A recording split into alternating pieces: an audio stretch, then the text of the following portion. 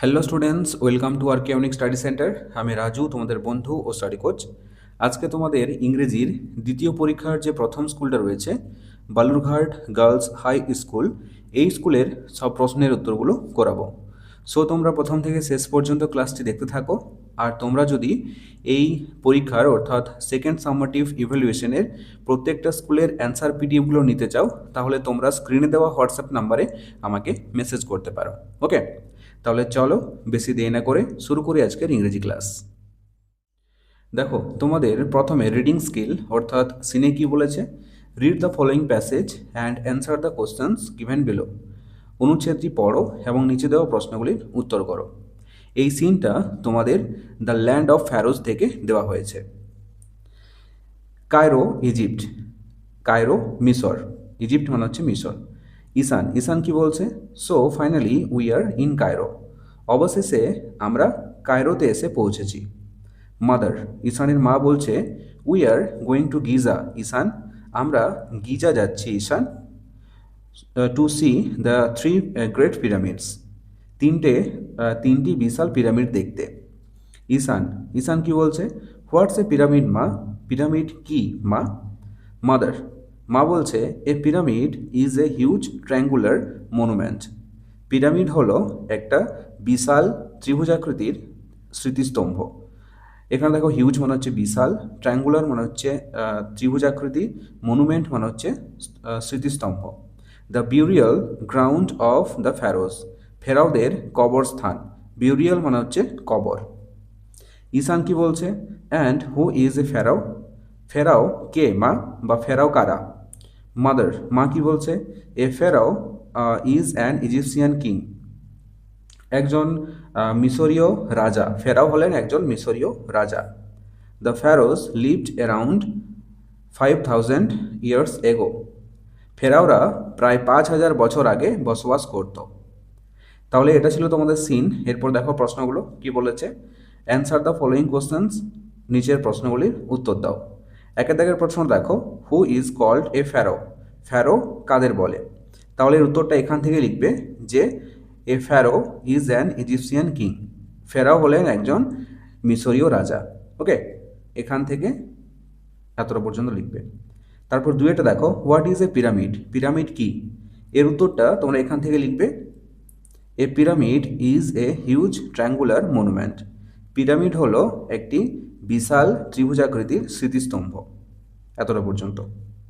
তারপর তিনের দাগের প্রশ্ন দেখো, we are going to Giza, who are referred to here by we, এখানে বলছে আমরা গিজা যাচ্ছি, এখানে আমরা বলতে কাদের বোঝানো হয়েছে। তাহলে এর উত্তরটা দেখো, here we refers to Ishan and his mother, এখানে আমরা বলতে বোঝানো হয়েছে ঈশান এবং তার মাকে। এরপর চারের প্রশ্ন দেখো, explain Ishan and his mother's purpose to visit Giza, Ishan এবং তার মায়ের গিজা সফরের যে পারপাস, পারপাস মানে হচ্ছে উদ্দেশ্য, গিজা সফরের যে উদ্দেশ্য সেটাকে ব্যাখ্যা করতে হবে। তাহলে উত্তরটা দেখো, the purpose of Ishan and his mother's visit to Giza, Ishan এবং তার মায়ের গিজা ভ্রমণের উদ্দেশ্য কী ছিল, was to see the three great pyramids, তিনটে বিশাল পিরামিড দেখার উদ্দেশ্য ছিল।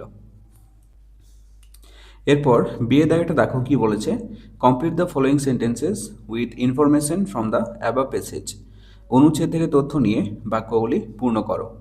একের দাগেটা দেখো, দ্য ফ্যারোজ লিভড, এটা হবে অ্যারাউন্ড 5000 ইয়ার্স এগো, ফেরাওরা বসবাস করত প্রায় 5000 বছর আগে।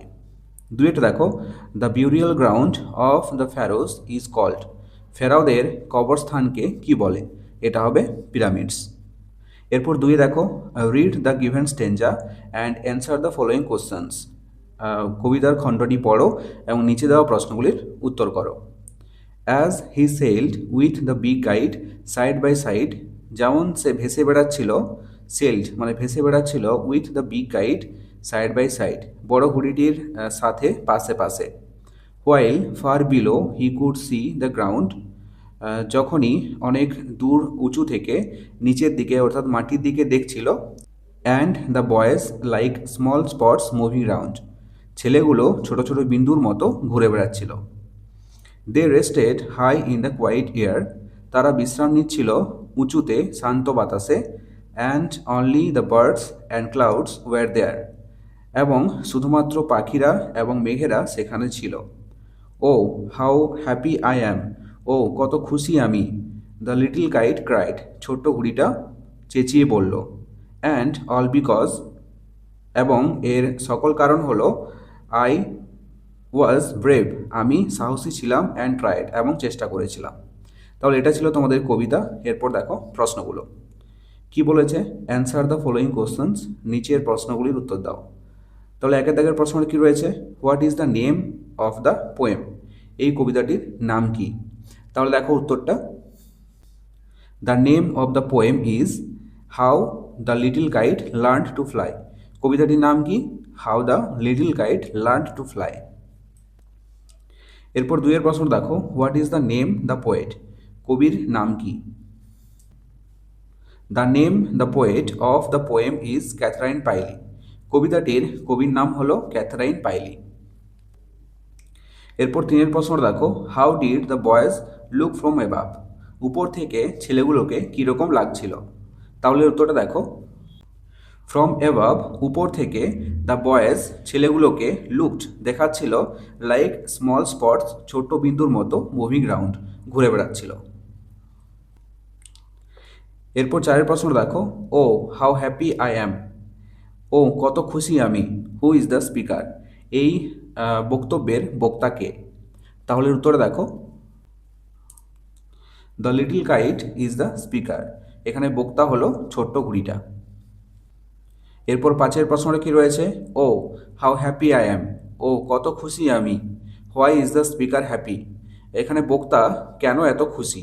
তাহলে উত্তরটা দেখো, the speaker is happy because, এখানে বক্তা খুশি হয়েছিল কারণ ইট ওয়াজ ব্রেভ, সে ছিল সাহসী, অ্যান্ড ট্রাইড টু ফ্লাই, এবং উড়তে চেষ্টা করেছিল, হাই, উঁচুতে, ইন দ্য স্কাই, আকাশে, সাকসেসফুলি, মানে সফলভাবে উড়তে চেষ্টা করেছিল, এই জন্য সে খুশি হয়েছিল।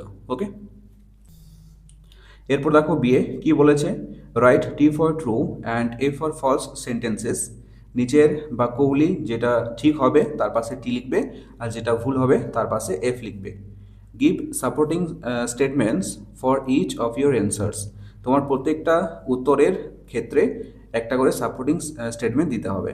তাহলে একটা দেখো, from far above the little kite saw many rolling stars, উঁচু থেকে ছোট্ট ঘুড়িটা দেখেছিল যে অনেক রোলিং স্টার্স, মানে ঘূর্ণায়মান তারা। এটা কি দেখেছিল, না এটা দেখেনি, সে দেখেছিল যে ছেলেগুলো ছোট ছোট বিন্দুর মতো ঘুরে বেড়াচ্ছিল, তাই না। তাহলে এটা হবে ফলস, অর্থাৎ এফ। তাহলে সাপোর্টিং স্টেটমেন্ট দেখো কি হবে, and the boys like small spots moving round. এরপর দুইটা দেখো, high of the sky only the birds were the kites companion, উঁচুতে আকাশে ঘড়িটির সাথে শুধুমাত্র পাখিরা ছিল। এই স্টেটমেন্টটা কি ঠিক, না এটা ঠিক নয়, কারণ সেখানে পাখিরাও ছিল এবং মেঘেরাও ছিল ছোট্ট ঘড়িটার সাথে, তাই না। তাহলে এটা হবে ফলস, অর্থাৎ এফ। তাহলে সাপোর্টিং স্টেটমেন্ট দেখো, and only the birds and the clouds were there. তিনটি কি রয়েছে, the little kite learned flying as he was brave and he put in effort, ছোট্ট ঘুড়িটা ওড়ার উড়তে শিখেছিল তার সাহসিকতা এবং তার নিজের চেষ্টাতে। এই স্টেটমেন্টটাও সঠিক স্টেটমেন্ট, তাহলে পাশে কী হবে, টি। সাপোর্টিং স্টেটমেন্ট দেখো, and all because I was brave and tried, বোঝা গেল। এরপর দেখো রিডিং স্কিল, অর্থাৎ আনসিনে কি বলেছে, read the passage carefully and answer the question that follow, অনুচ্ছেদটি ভালো করে পড়ো এবং নিচে দেওয়া প্রশ্নগুলির উত্তর করো। তাহলে দেখো, Edward Jenner was a great man of science, Edward Jenner ছিলেন বিজ্ঞানের এক মহান ব্যক্তিত্ব। He invented the vaccine of small pox, তিনি গুটি বসন্তের টিকা আবিষ্কার করেছিলেন। স্মল পক্স মানে হচ্ছে গুটি বসন্ত, ভ্যাকসিন মানে হচ্ছে টিকা। A man who gets the vaccine, যে যারা এই ভ্যাকসিন নেয়, will not be attacked with small pox, তাদেরকে গুটি বসন্ত আক্রমণ করতে পারে না। Before the invention of the vaccine, টিকা আবিষ্কারের আগে millions of people died of small pox all over the world. Lakh lakh মানুষ মারা গিয়েছিল গুটি বসন্তে অল ওভার দ্য ওয়ার্ল্ড, সারা বিশ্বে। নাওএডেজ, বর্তমানে, the world is almost free from this dangerous disease. সারা বিশ্ব এই মারাত্মক রোগ থেকে প্রায় মুক্ত। ফ্রি মানে হচ্ছে মুক্ত, ডিজিজ মানে হচ্ছে রোগ, ডেঞ্জারাস মানে হচ্ছে মারাত্মক বা ক্ষতিকর। Napoleon had great administration for Jenner. Napoleon জেনারের প্রতি অত্যন্ত শ্রদ্ধাশীল ছিলেন। Once doctor Jenner requested the emperor to set an English prisoner free. Once একবার ডক্টর জেনার রিকোয়েস্টেড মানে হচ্ছে অনুরোধ করেছিল দ্য এম্পারর সম্রাটকে to set an English prisoner free, একজন ইংরেজ কয়েদিকে মুক্ত করতে। অ্যাট দিস, এই সময় নেপোলিয়ন সেড, নেপোলিয়ন বলেছিলেন oh we can refuse him nothing, আমরা তাকে কিছুই না বলতে পারি না। তাহলে এটা ছিল তোমাদের আনসিন। এরপর দেখো প্রশ্নগুলো কি বলেছে। চুজ দ্য কারেক্ট অল্টারনেটিভস, সঠিক বিকল্পটি নির্বাচন করো। একটা দেখো, এডওয়ার্ড জেনার এডওয়ার্ড জেনার ছিলেন একজন, এটা হবে সায়েন্টিস্ট মানে হচ্ছে বিজ্ঞানী। দুইটা দেখো, হি ইনভেন্টেড দ্য ভ্যাকসিন অফ, তিনি কিসের টিকা আবিষ্কার করেছিলেন, এটা হবে স্মল ফক্স, অপশন সি। তিনটা দেখো, small pox will not attack a person who has taken, গুটি বসন্ত তাদেরকে আক্রমণ করতে পারে না যারা নেয়, কি নেয়, দ্য ভ্যাকসিন, মানে ওই টিকা যারা নেয় তাদেরকে স্মল ফক্স অর্থাৎ গুটি বসন্ত আক্রমণ করতে পারে না। চারটা দেখো, Napoleon set a prisoner free following the request of, Napoleon কয়েদিকে মুক্ত করেছিল কার অনুরোধে, এটা হবে ডক্টর জেনার, অপশন বি। পাঁচটা কি বলেছে, people died of small Fox before the invention of, মানুষরা মারা যেত গুটি বসন্তে কিসের আবিষ্কারের আগে, এটা হবে ভ্যাকসিন, মানে টিকা আবিষ্কারের আগে মানুষ মারা যেত গুটি বসন্তে। এরপর দেখো বিএডটা কি বলেছে, fill in the blanks with the right words from the above passage,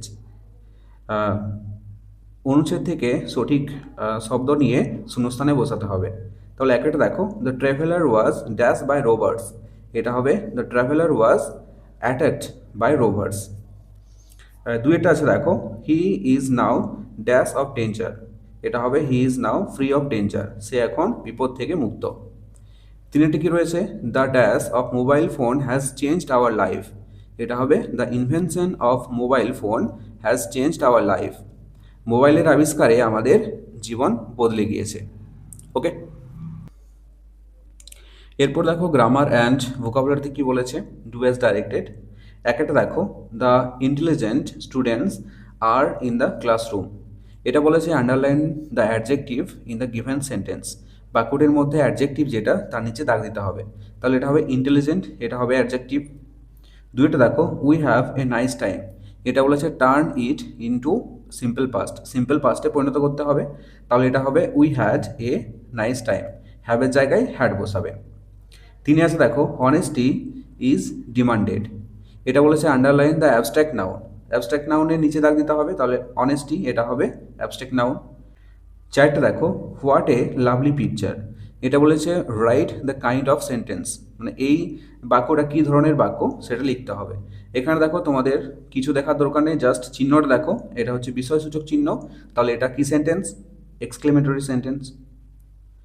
পাঁচের দেখো, ডাজ সি রিসাইট ওয়েল, এটা কি করতে বলেছে, টার্ন ইনটু অ্যান এসার্টিভ সেন্টেন্স, এটা ইন্টারোগেটিভ সেন্টেন্সে রয়েছে, এটাকে এসার্টিভ সেন্টেন্সে পরিণত করতে হবে, তাহলে এটা হবে সি রিসাইট ওয়েল। ছয়টা দেখো, সি ইজ ড্যাশ এলএলবি, এটা বলেছে fill in the blank with an appropriate article, appropriate article বসাতে হবে শূন্যস্থানে। এখানে দেখো কনসোনেন্ট আছে, তাও কিন্তু এখানে অ্যান বসিয়েছি, কেন, কারণ দেখো শূন্যস্থানের পরের যে ওয়ার্ডটা আছে সেটা উচ্চারণটা দেখো এলএলবি, উচ্চারণটা ভাওয়েল দিয়ে শুরু হচ্ছে, তার জন্য এখানে অ্যান বসেছে। সাতটা দেখো, gold as well as silver dash costly, এটা বলেছে fill in the blank with a suitable verb, দেখো এখানে ইজ হয়েছে, কেন হয়েছে? ভার্ব বসে প্রথমে যে সাবজেক্ট থাকবে সেই সাবজেক্ট অনুযায়ী ভার্ব বসে। এখানে দেখো প্রথমে রয়েছে গোল্ড, গোল্ডে কি সিঙ্গুলার নাকি প্লুরাল? এটা সিঙ্গুলার, সেক্ষেত্রে আমরা ইজ বসিয়েছি। এখানে যদি প্লুরাল থাকতো তাহলে আর হতো, ঠিক আছে? তাহলে এটা হবে ফাইনাল উত্তর। দেখো gold as well as silver is costly, এখানে ইজ বসবে। আরেকটা দেখো, use prefix to make the opposite word of practical and write. Practical ওয়ার্ডের সাথে প্রিফিক্স বসাতে হবে, তারপর লিখতে হবে, তাহলে এটা হবে কি ইমপ্র্যাকটিক্যাল। তারপর 9টা দেখো, dash the year 1947 we got freedom. এটা বলেছে fill in the blank with an appropriate preposition. Preposition বসাতে হবে, তাহলে সালের আগে সবসময় কি বসে? ইন বসে, আমরা জানি, তাই না? এরপর 10টা দেখো, she left the introduction of the novel. এটা বলেছে replace the underlined word with its antonym and write. নিচে দাগ দেওয়া যে ওয়ার্ডটা রয়েছে এটার বিপরীত শব্দ লিখতে হবে, তাহলে এটা হবে কি কনক্লুশন। ইন্ট্রোডাকশন এর অ্যান্টোনিম হবে কনক্লুশন। 11টা দেখো, each of the students dash has or have brought geometry box. এটা কি করতে বলেছে? Fill in the blank with the correct verb. সঠিক ভার্বটা শূন্যস্থানে বসাতে হবে। এখানে দেখো ইচ অফ দ্য স্টুডেন্টস অর্থাৎ ছাত্রছাত্রীদের প্রত্যেকটা আলাদা আলাদা করে বোঝাচ্ছে, তাই না? এক একজনকে করে বোঝাচ্ছে, তার জন্য এটা হবে সিঙ্গুলার অর্থাৎ হ্যাজ। যেহেতু যদি এটা প্লুরাল বোঝাতো সেক্ষেত্রে হ্যাভ হতো, তাহলে এটা হবে হ্যাজ ব্রট জিওমেট্রি বক্স। 12টা দেখো, I will dash remember your hospitality. এটা কি করতে বলেছে? Fill in the blank with a suitable adverb. Suitable adverb বসাতে হবে, তাহলে এটা হবে I will always remember your hospitality. তারপর 13টা দেখো, change the gender of the following word. Prince, prince যে ওয়ার্ডটা আছে সেটা জেন্ডার চেঞ্জ করতে হবে। প্রিন্স মানে কি? প্রিন্স মানে হচ্ছে রাজকুমার, তাহলে প্রিন্সের জেন্ডার চেঞ্জ করলে কি হবে? প্রিন্সেস। প্রিন্সেস মানে হচ্ছে রাজকুমারী। ওকে, এরপর 5টা দেখো কি বলেছে, find out words from the unseen passage in question number 3 which mean the following. নিচের যে ওয়ার্ডগুলির যেটার মিনিং ওয়ার্ড হবে সেটা প্যাসেজ থেকে খুঁজে নিয়ে লিখতে হবে। তাহলে একটা দেখো, a person who is kept in jail for an offence. অপরাধের দায়ে আটক কোনো ব্যক্তি, তাদেরকে কি বলে? প্রিজনার অর্থাৎ কয়েদি। প্রিজনার মানে কি? কয়েদি। 2টা দেখো, রিজেক্ট। রিজেক্ট মানে কি? বাতিল করা বা প্রত্যাখ্যান করা, তাহলে এটা হবে রিফিউজ। এরপর দেখো রাইটিং স্কিল। রাইটিং স্কিলে কি বলেছে? Using the information given below write a paragraph on the river Nile, the longest river of the world. নিচের যে ইনফরমেশনগুলো দেওয়া আছে, নিচের যে তথ্যগুলো দেওয়া আছে, এগুলি ব্যবহার করে একটা প্যারাগ্রাফ লিখতে হবে নীল নদের সম্পর্কে। The longest river of the world মানে বিশ্বের সবচেয়ে বড় নদী অর্থাৎ দীর্ঘতম নদী নীল, নীলের সম্পর্কে একটা প্যারাগ্রাফ লিখতে হবে। তাহলে দেখো প্যারাগ্রাফটি লিখিয়ে দিয়েছি, তোমরা দেখে নাও।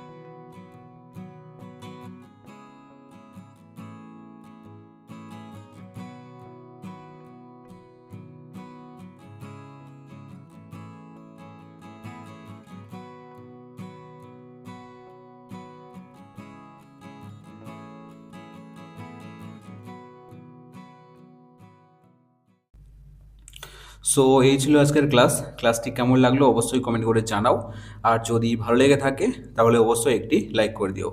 আর ছোট্ট বন্ধুরা, তোমরা যদি আমার চ্যানেলে নতুন হয়ে থাকো তাহলে অবশ্যই সাবস্ক্রাইব করে রাখো পরের ক্লাসগুলো পাওয়ার জন্য। চলো দেখা হচ্ছে নেক্সট কোনো ক্লাসে, ততক্ষণ পর্যন্ত বাই বাই, টেক কেয়ার।